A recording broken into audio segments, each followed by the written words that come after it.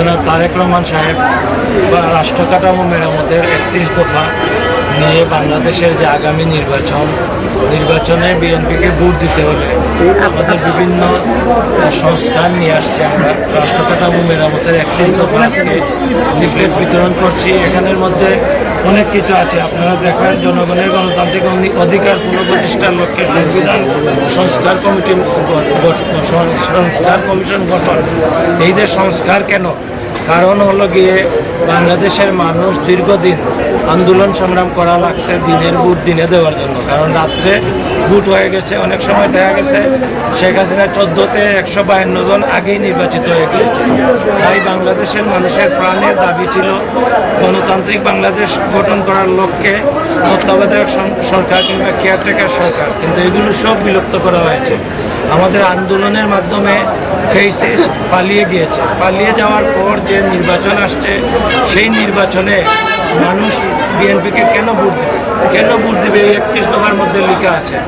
এটা শুধু লেখার মধ্যে নয়, এটা আমাদের কমিটমেন্ট জনগণের সাথে।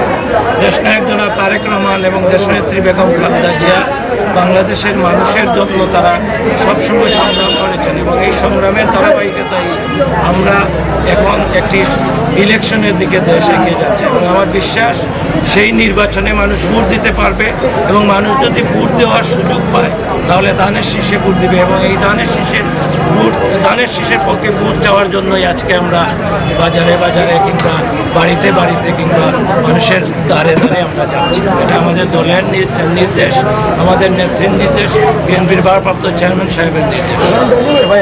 খুবই দুঃখজনক, আমি আমাদের মৌলভীবাজার রাজনগরের প্রতিটি গ্রামের যে রাস্তাগুলো সাইফুর রহমান সাহেব বিশাল উন্নয়ন করেছিলেন। যেমন আমার গ্রামের যে রাস্তা, এত সুন্দর রাস্তা ছিল, 20 বছরের মধ্যে 16-17 বছরের মধ্যে একটি ইট লাগানো হয় নাই। কারণ হলো গিয়ে গ্রামের যে রাস্তা উন্নয়নের যে কাঠামো, এই কাঠামোগুলো আমাদের এলাকাতে যারা জনগণের প্রতিনিধি ছিল তাদের দাবি আদায়ের যে শক্ত অবস্থান, সেই অবস্থান ছিল। সাইফুর রহমান সাহেব এবং পরিকল্পনা মন্ত্রী ছিলেন, তাই অনেক উন্নয়ন হয়েছে। আমাদের বিশ্বাস, আমাদের সিলেটের জামাই বিএনপির ভারপ্রাপ্ত চেয়ারম্যান যদি বিএনপির বাংলাদেশের মানুষ ওনাকে ভোট দিয়ে প্রধানমন্ত্রী করে, তাহলে সাইফুর রহমান সাহেব যেভাবে সিলেটের উন্নয়ন করেছিলেন উনিও আমাদেরকে সেভাবে সহযোগিতা করবেন এবং আমাদের এই রাস্তাঘাটগুলোর যে করুণ দশা, বেহাল দশা, সেগুলো থেকে আমরা বের হয়ে আসবো ইনশাআল্লাহ। তাই শহর বাদ যেটা এটা দেওয়ার পরে মৌলভীবাজার শহর বন্যা থেকে বেঁচে গেছে, এখন আর বন্যা হয় না শহরে।